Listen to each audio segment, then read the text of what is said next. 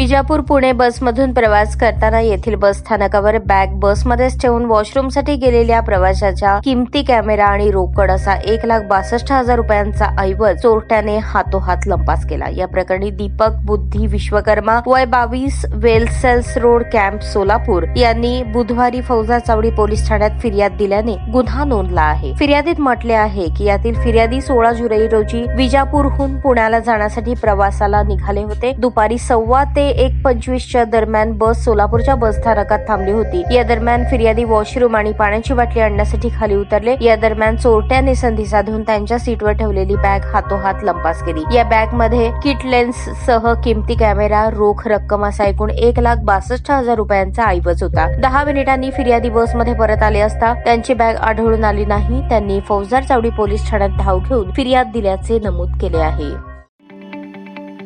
ताज्या बातम्या पाहण्यासाठी प्राईम महाराष्ट्र न्यूज चॅनलला सबस्क्राईब करा।